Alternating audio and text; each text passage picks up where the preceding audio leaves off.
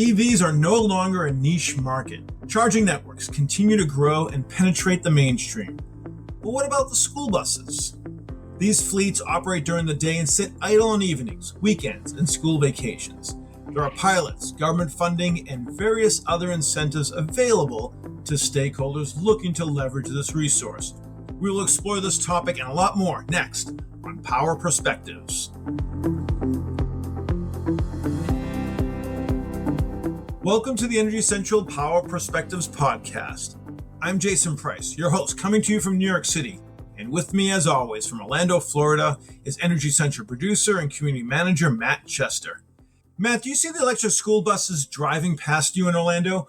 Or have you heard reports of them from members of the Energy Central community? Well, I'm assuming one of the fun parts of electric school buses is that when I see those school buses driving by, I can't tell what's fueling them, so I guess my answer is maybe. But for the Energy Central community, I've definitely seen interest on electrifying buses for quite a while, with school buses being seen as a great opportunity because of their part-time, very regular schedule, their high capacity to service flexible demand, and their ubiquity in every community across the country. You know, who wouldn't want to reduce the amount of tailpipe emissions right in front of our children? But the challenges large bus fleets present have definitely been the main question about this trend from the Energy Central community. And, the desire is making sure that the grid can handle them. So that's what I'm eager to learn about today during this conversation. Thanks, Matt. And before we dive in, a big thank you to West Monroe, our sponsor of today's episode.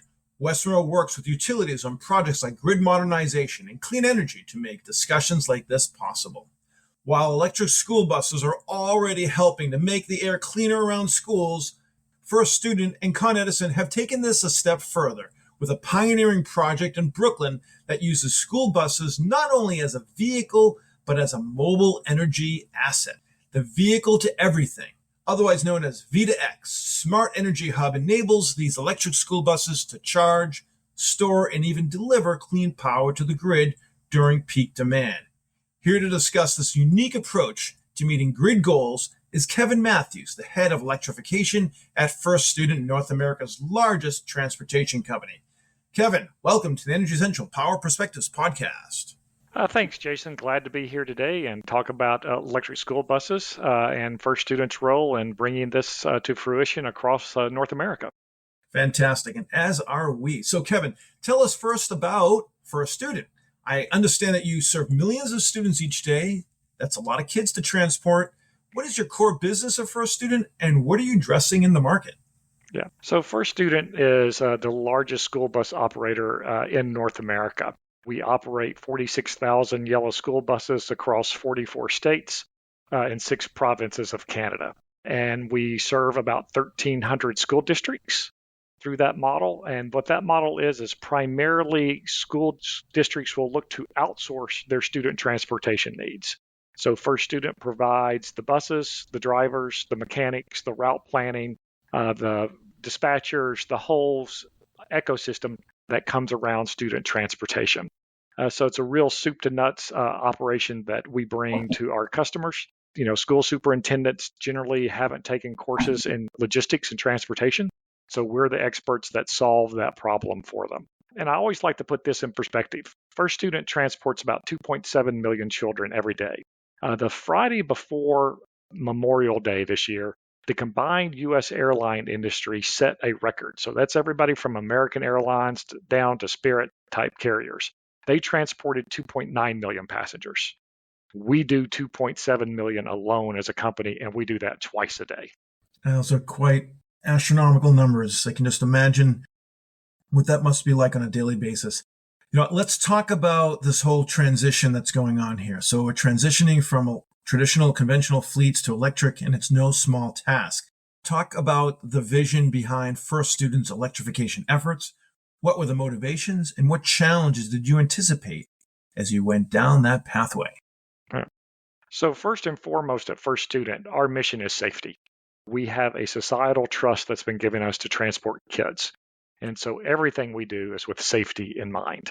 As we reviewed our safety operations and began to see what were the next challenges, the next areas we should address, clearly the air quality inside the bus was one of those that needed to be looked at, as well as our emissions throughout the communities in which we operate. And so that was really our driving motivation to begin this transition to electric. And with that in mind, we set a goal of electrifying 30,000 of our school buses by the year 2035. And so that step really first and foremost is around safety. And then second is we believe this will be a more cost-effective way to transport students. We think there are real benefits that come from electrification from a maintenance side, from a fuel side, and from an operation side that will bring benefits to us and our customers down the road.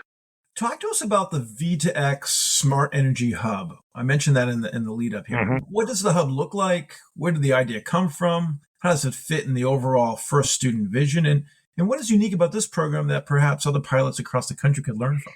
Yeah, so this was a great project that came to us in partnership with Con Edison in New York City. This was an idea that I think originated first with Con Ed that would put out an RFI talking about what were some of the economic and technical issues that would impact bringing cost-effective solution to fleet operators. Our team, led by Alex Cook, our chief engineer, took a look at that and said, wow, this is kind of a tabula rasa for us to write out maybe a different way of doing this. And so Alex and the engineering team at First Student really dug down deep and said, what are the challenges we're going to have? What are the challenges we're particularly going to have in Con Ed's territory, which is primarily the 5 boroughs of New York City. And we operate about 2,500 school buses in their territory. And we recognized that it was an issue of really getting electricity to our locations was the problem. There are energy congestion issues all throughout Con Ed's territory. And not only are there the energy congestions, there are just transmission issues that come in there. And then we have simple issues like underground utilities that have to be dealt with. At the location where we're going to do this project, one of the things we learned when we were doing our first evaluation about bringing electric school buses there is the primary jet fuel line for JFK Airport runs underneath our location. That really was going to impact our ability to excavate. So that led a lot of people to start putting on creative hats about how we could do this. And so the idea eventually boiled down to, rather than Con Ed delivering power to us, could we build basically a virtual power plant, a smart energy hub at our location that would supply enough electricity to charge the buses we'll be putting there, but also then support grid issues that Con Ed has in that area. And so that kind of led to this collaborative approach of what does it need to be. And, the end result was solar arrays on top of our roof, stationary storage placed at our location, as well as then taking advantage of the school bus batteries on the electric units, and then also putting solar arrays on top of the school buses, because our parking lots are really big areas and it's wasted space in terms of a solar canopy, because you can't build solar canopies where our buses operate. Turning radius is really tight, would make it difficult, but we're looking at putting them directly atop the bus so that our buses become a solar field as well. And we think this really is going to be an excellent pilot, not only for utilities, but for other fleets to take a look at. How can we look to generate electricity and use that electricity on the customer side of the meter, but that will also support and enhance the utilities operations and needs as well, but also do that in a very cost-effective format. That's fantastic. We're going to make sure we have some photos of these fleets on the Energy Central platform so people can see it firsthand. We also have a really good video. It's about 2.5 minutes long that explains this entire project. That's excellent. Let me ask you about a little bit of the physics of the battery itself. I always understood that the charging and uncharging as a grid resource can impact the battery's life and the overall economics of the electric school bus. Is that still the case? Can you just talk about that? Yes, charging cycles are still an impact. They still have issues that impact the longevity of the bus, the wear and tear on the batteries, but it can be managed. And so that's really what we're looking to do. As you mentioned, as you rolled in, school buses sit approximately 80% of the hours of a year. So what we've learned we can do is at nighttime, when we have that long period to charge the bus fully, we can charge it at a very low rate, as low as 7-8 kilowatts. And so that puts less wear and tear. If you're not trying to cram electricity quickly onto the battery, that reduces the impacts pretty significantly. And then the same goes for discharge. If you can discharge at a slower rate, if we're participating in a V2X project, that has benefits as well.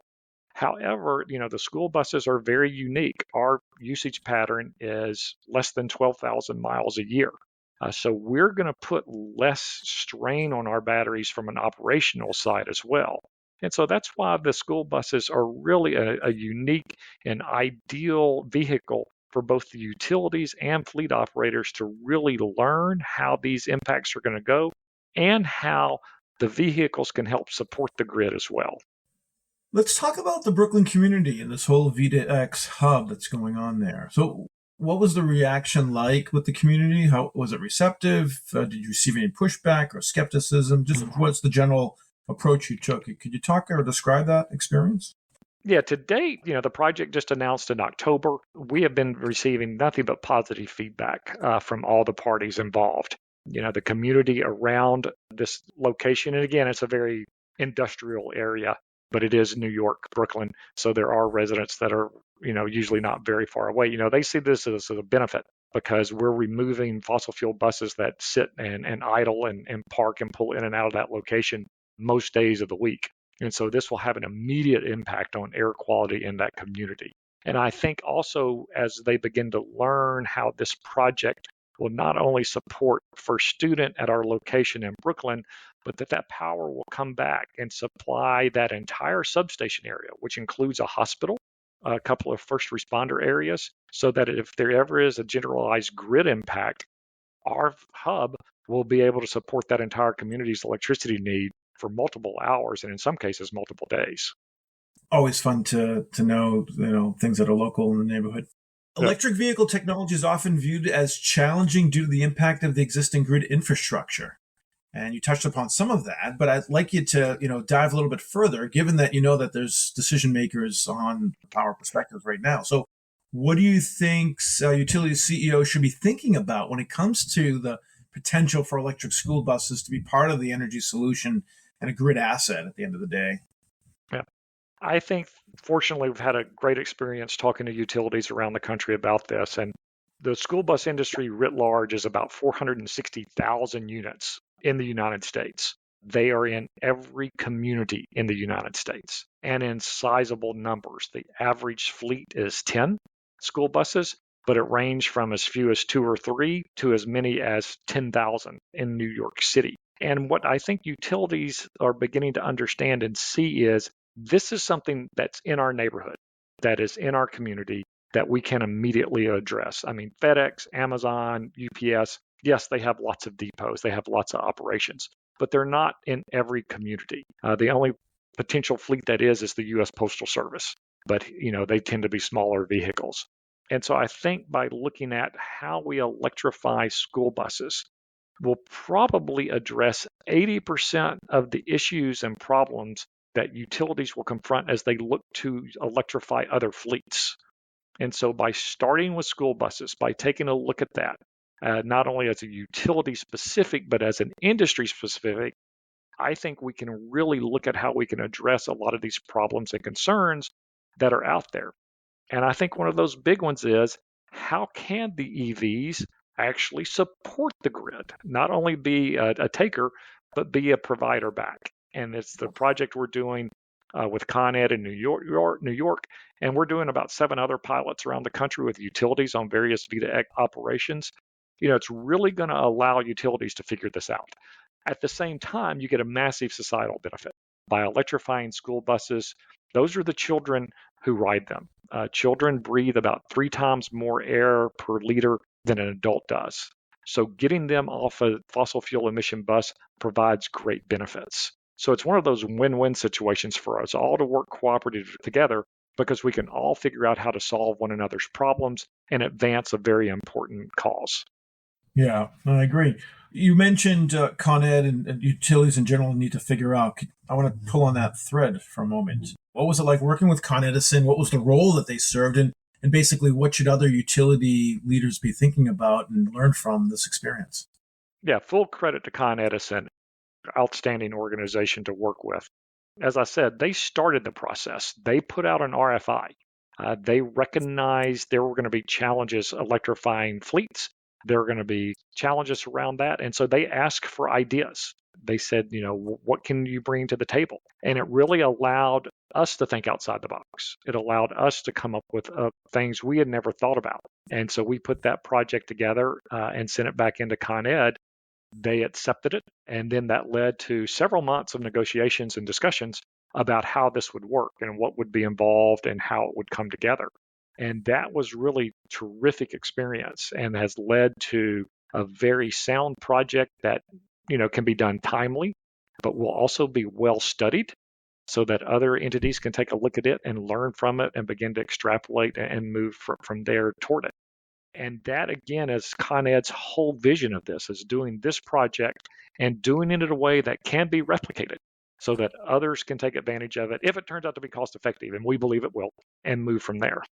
Interesting. Kevin, earlier I referred to it as a grid asset. I don't want to put words in your mouth. That may not be the case. Can you us understand, what kind of an impact a fleet of school buses provides to the grid? How should we be thinking about this type of resource, and how does Con Ed view it? Yep.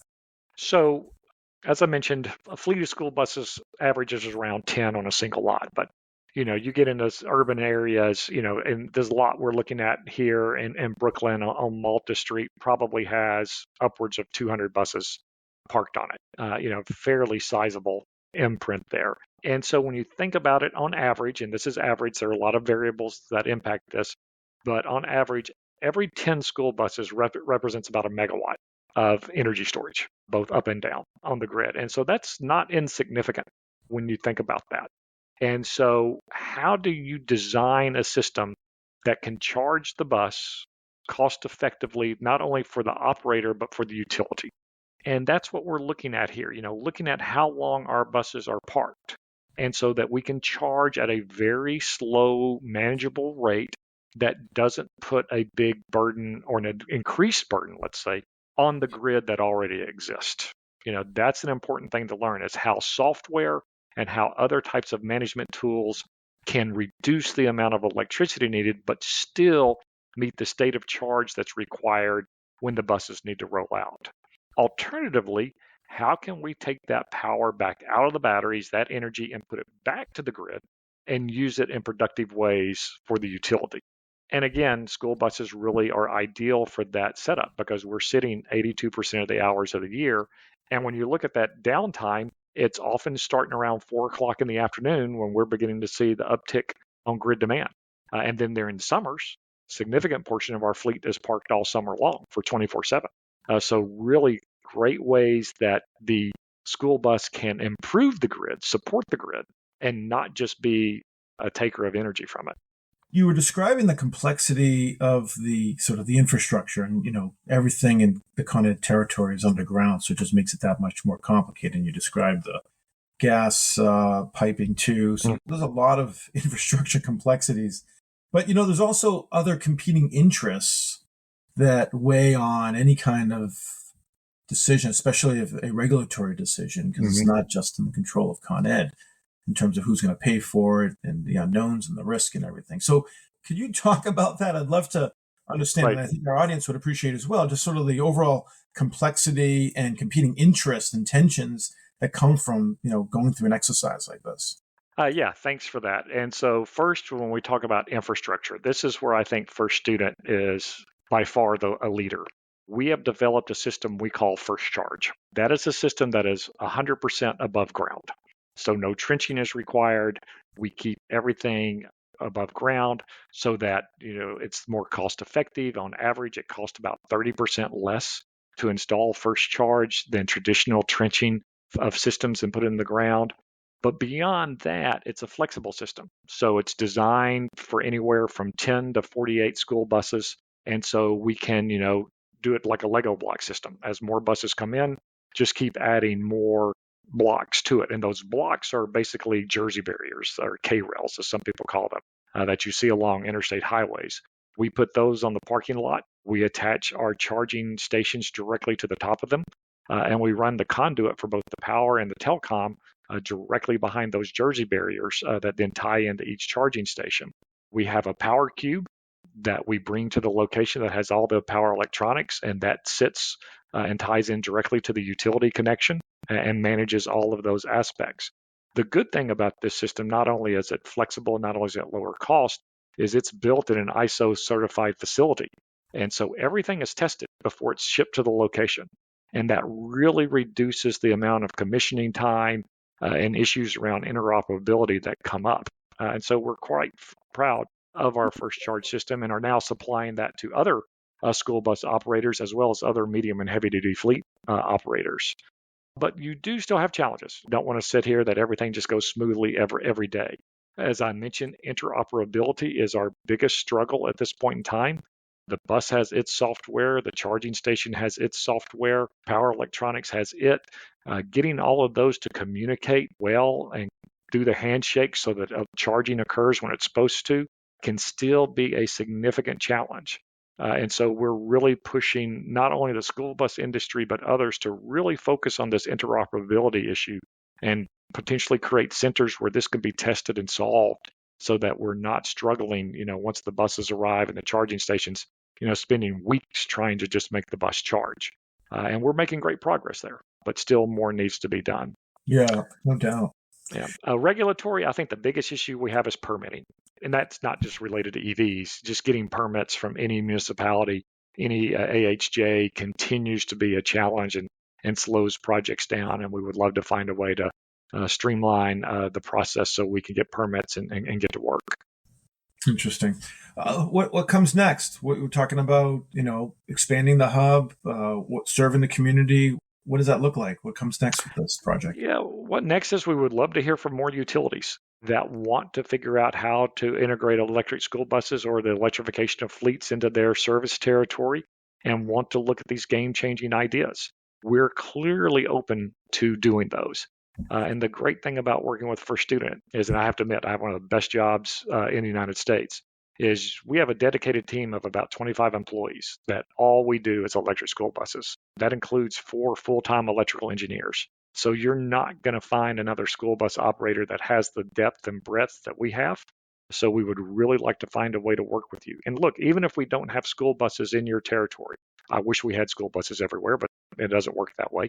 We can still come in and consult with you, have those discussions, look at ideas, and figure out that best path forward. Because we view every electric school bus that's deployed successfully as a win. That's what's going to drive down cost, and that's what's going to be better for all of us. And like I said, be better for the kids. That's what it's all about. Yeah, and I can say as a former passenger of a school bus, I'm sure I would have benefited as well. So thank you for that. And my future kids will thank you as well. So that's our goal. So Kevin, at this point, we'd like to pause. We're going to give you the final word, but we'd like to pause and go to what we call the lightning round, which gives us an opportunity to learn a little bit more about you, the person, rather than you, the professional. So I'm going to throw a bunch of questions at you. Sure. And we ask you to keep your answer short, one word or phrase or sentence. So are you ready? I'm ready. Let's do it. Okay. School buses have me thinking. So what was your favorite school lunch growing up? Pizza. What book, movie, or piece of media would you take with you to a deserted island? That's always good. To Kill a Mockingbird, both the book and the movie. Okay. Who were your role models growing up, and who are they now? Growing up, my dad, can't say enough about him, a United Methodist minister in the South who led, as they called him, a servant leader. He was great. And now I really look to those pioneering electrification people. Tom Gage has been a mentor to mine, and Willett Kempton at the University of Delaware on V2G. Just great folks who've advanced the industry very far. Kevin, we're collecting lightning round questions from past podcast guests to ask future guests. So this one comes from Aaron Chu of National Grid. He passed on the question, what do you think the energy transition will look like in 10 years? Will we still be transitioning? I think in 10 years, a lot of the fleet electrification issues will be resolved.